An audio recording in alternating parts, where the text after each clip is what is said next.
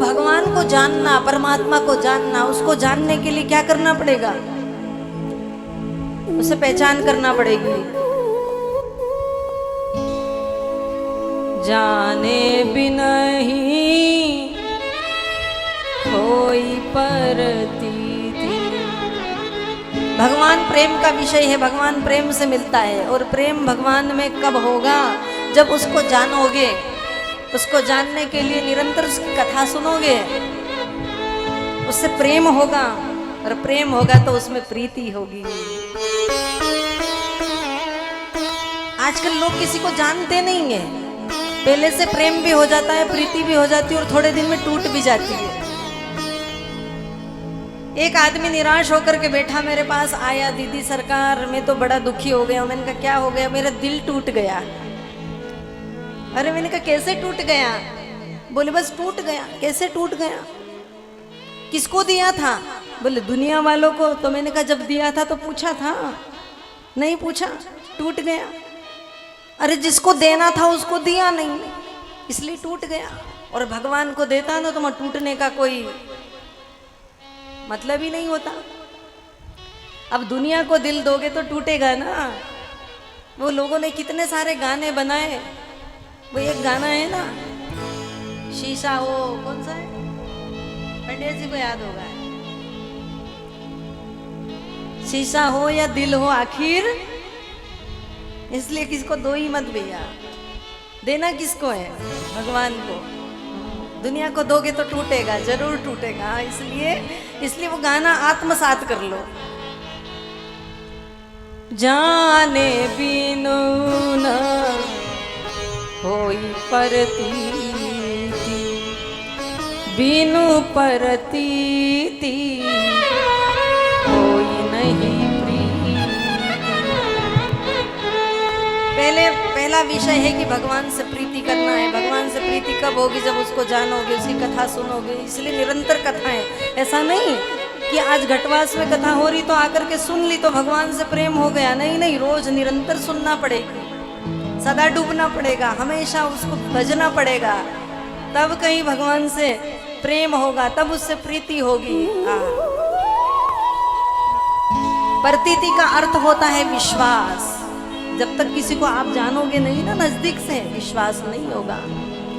और किसी के बारे में जाने बिना विश्वास कैसे हो सकता है?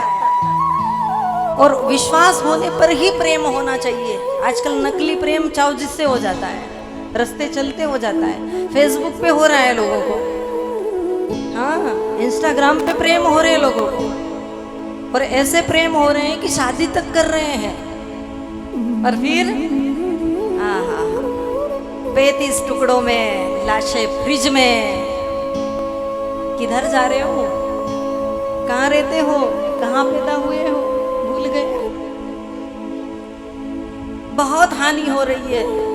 कल तो एक व्यक्ति ने ऐसी बात बताई मुझे, क्योंकि इंदौर की एक ऐसी घटना सुन करके, रतलाम जिले की घटना है, अभी अभी की ताजी, मैंने अखबार में पढ़ी। ये हमारी बहन बेटियां जब पढ़ने लिखने के लिए जाती है, माता पिता बेचारे पढ़ने के लिए भेज रहे हैं, पता नहीं कौन सी कोचिंग में जा रही है, कौन सी जिम में जा रही है, और वहां जाकर उनके साथ में क्या क्या घटनाएं हो रही है। रोज आए दिन लव जिहाद।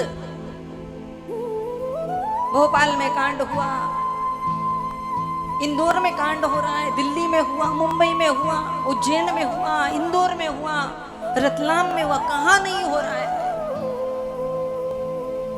और किस दिन आपका नंबर आ जाएगा, किसके घर में ये घटना घट जाएगी। आज किसी और के घर घटी है, हमारे घर भी घटेगी, इसलिए सावधान हो जाइए।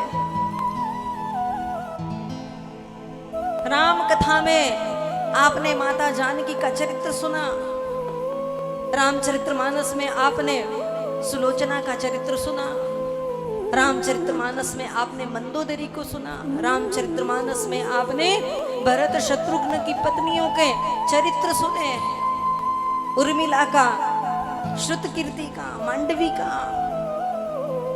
जितने शास्त्रों को उठा करके देखोगे, आज तक के इतिहास में हमारी ये देवियां इतनी बड़ी बड़ी विदुषी, गार्गी जैसी ज्ञानी जनक जी की सभा में जाकर के याज्ञवल्क्य जी से प्रश्न खड़े कर देती है, और वो भी वेद के, मीमांसा के, वेदांत के प्रश्न। इतनी विदुषियां हुआ करती थी इस देश की नारियां। इस देश की नारियां साध्वी हुआ करती थी। ऐसा नहीं है कि साध्वी उनको ही कहते हैं जो संन्यास लेती है। साध्वी वो है जो पति के साथ रह करके सहधर्मिणी हो करके उसके कंधे से कंधा मिला करके धर्म में सहभागिता करे, वो साध्वी है, वो विदुषी है, वो ज्ञानी है। उन्होंने डिग्रियां अर्जित नहीं की। हमारे पास डिग्री है लेकिन चरित्र खोखले हो रहे हैं हमारे। ये डिग्री किस काम की? स्वामी विवेकानंद जी ने कहा, मेरे देश की बेटियां बड़े खूब पढ़े लिखे, आगे बढ़े। मैं चाहता हूँ मेरी देश की बेटियां हेलीकॉप्टर उड़ाए, देश की बेटी राष्ट्रपति प्रधानमंत्री बने। पर जहाँ हमारे चरित्र की बलि दे करके आगे बढ़ने का अवसर आए तो ऐसे आगे बढ़ने से पीछे हट जाना अच्छा है। एक गृहिणी होकर के जीवन यापन करिए, वो अच्छा है। आप इस काली कलंक की कोठरी में से आप अपनी बेटियों को सुरक्षित कैसे निकालोगे? आपके नियंत्रण की आवश्यकता है। आज हमारी बेटियां पढ़ने लिखने जा रही है, कोचिंग में जा रही है, उन माता पिताओं का नियंत्रण बहुत आवश्यक है। आपने इतनी छूट, इतनी ढील क्यों दे रखी है? पढ़ाना लिखाना अलग बात है, पढ़ाइए, खूब पढ़ा बनाइए। मैं एक नारी हूँ, मैं इनका विरोध नहीं करती। मैं कहती हूँ ये खूब आगे बढ़े, लेकिन अपने स्वाभिमान को बचाकर, अपने चरित्र को बचा करके, अपने राष्ट्र के धर्म को बचा करके, अपने पुराणों वेदों को समझ करके, अपने घर परिवार की गरिमा को जान करके। हाँ, एक बेटी के साथ अगर कुछ भी होता है तो पूरा हिंदू समाज लज्जित हो जाता है, कलंकित होता है। आज गांवों में भी ये चुड़ैल डाकिने आ गई, फैशन व्यसन में देश बर्बाद होने लगा। आप गांव में रहते हैं, सोशल मीडिया पर पढ़ नहीं रहे हो? हमने आज तक कभी ये देखा सुना नहीं था। हाँ, एक बार मैंने वो द कश्मीर फाइल फिल्म जरूर देखी थी, और हम लोगों ने इतिहास पढ़े तो हम जानते थे कि ऐसा हुआ था, लेकिन आज आंख के सामने ऐसा हो रहा है इस भारत देश में। ये बहुत निंदनीय है। उन माता पिताओं से मेरा आग्रह है, आप बेटियों को कलेक्टर बनाइए, बेटियों को राष्ट्रपति प्रधानमंत्री बनाइए।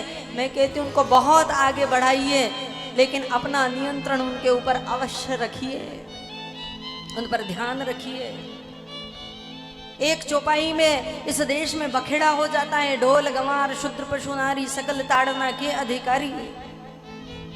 लोगों ने गलत अर्थ लगाए चौपाइयों के, कथाओं के, पुराणों के, वेदों के, और उनको पेश कर दिया। पूरे देश के लोगों के दिमाग खराब कर दिए। मनुस्मृति को लोग गालियां देते हैं, रामायण को जला देते हैं। हम कब सुधरेंगे? हम कब बदलेंगे?